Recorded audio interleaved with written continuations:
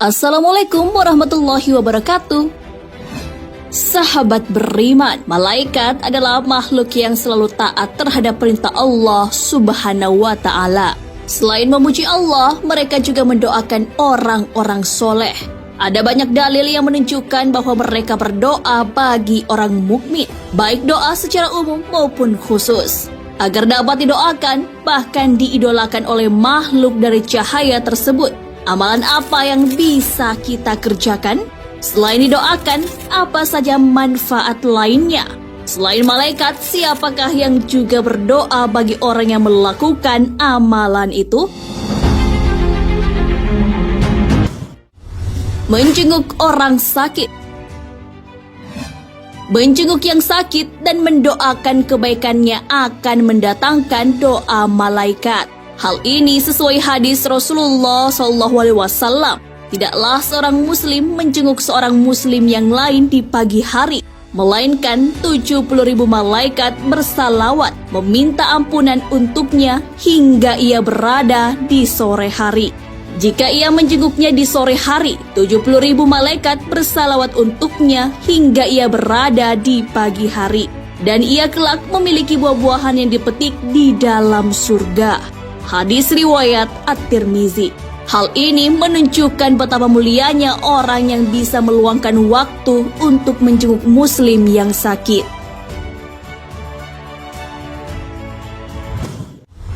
Duduk menunggu waktu sholat.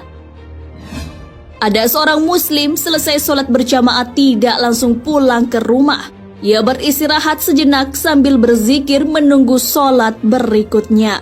Orang tersebut akan didoakan para malaikat. Hal ini sesuai dengan sabda Rasulullah SAW.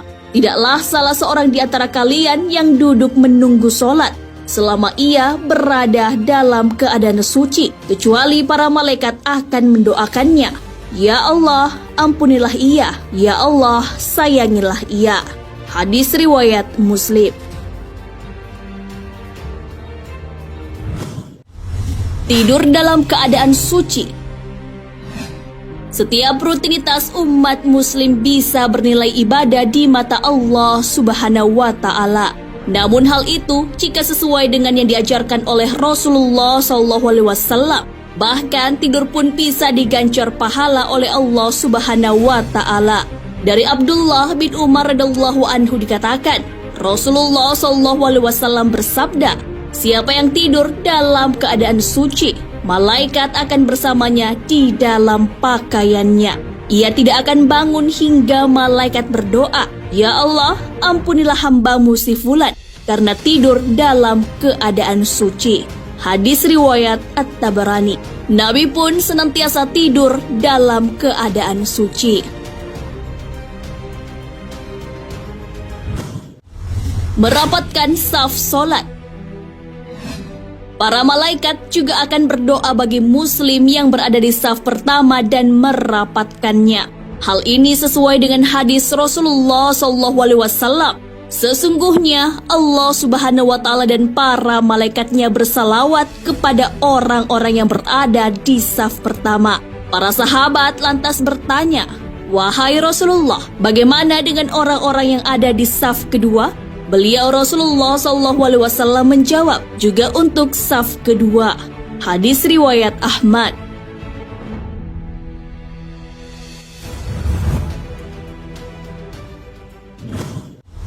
Menafkahkan harta di jalan Allah.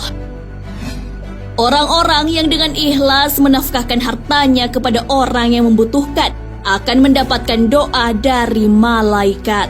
Bagi orang yang tak mau mengeluarkan hartanya juga didoakan mendapat kehancuran. Na'udzubillah. Hal ini sejalan dengan sabda Rasulullah SAW. Tidaklah para hamba memasuki waktu pagi hari, melainkan dua malaikat akan turun.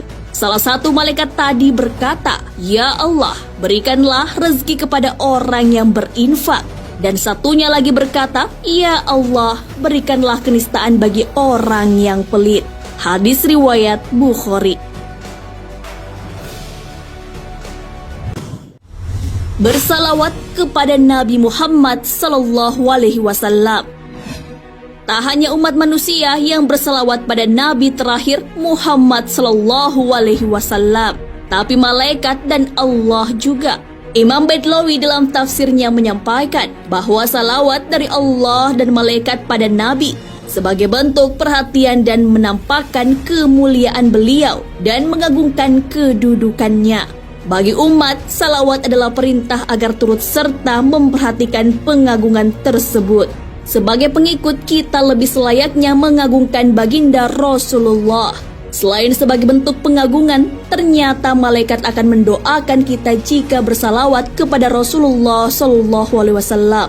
Hal ini sesuai dengan hadis. Abdullah bin Amr pernah berkata, barang siapa yang bersalawat kepada Nabi Muhammad Shallallahu Alaihi Wasallam sekali, maka Allah dan para malaikatnya bersalawat kepadanya 70 kali.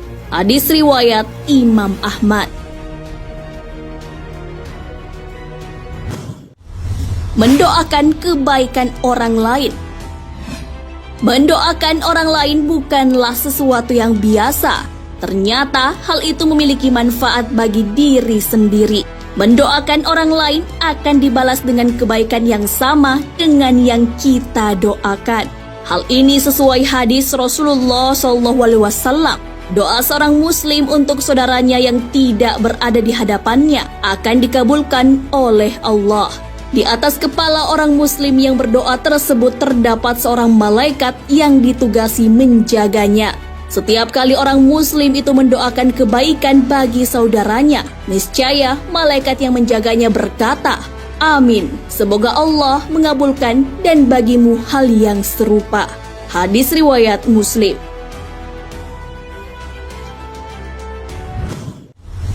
Mengajarkan kebaikan kepada orang lain. Menunjukkan kebaikan kepada orang lain bisa dengan lisan atau perbuatan. Kebaikan yang dimaksud bisa kebaikan agama maupun kebaikan dunia. Kebaikan-kebaikan itu seperti memberi nasihat, menulis buku, dan mengajarkan ilmu yang bermanfaat. Bagi yang melaksanakannya, penghuni langit dan bumi mendoakannya. Keutamaan seorang alim atas seorang ahli ibadah bagaikan keutamaanku atas seorang yang paling rendah di antara kalian. Sesungguhnya penghuni langit dan bumi, bahkan semut yang di dalam lubangnya dan bahkan ikan, semuanya bersalawat kepada orang yang mengajarkan kebaikan kepada orang lain. Hadis riwayat At-Tirmizi. Orang yang melaksanakan sahur. Jika seseorang sahur dan niatnya menjalankan sunnah Nabi, kemudian mengikuti cara Rasulullah berpuasa, maka sahurnya akan bernilai ibadah. Tentunya akan diganjar dengan pahala. Tak hanya itu, Allah dan malaikat akan mendoakan orang yang melaksanakan sahur. Hal ini sejalan dengan hadis. Sesungguhnya Allah dan malaikatnya mendoakan orang-orang yang melaksanakan sahur. Hadis riwayat Ahmad. Orang berpuasa yang di depannya orang lain sedang makan. Perintah puasa sudah ada di dalam Al-Quran. Selain dapat pahala, puasa juga bermanfaat bagi tubuh manusia.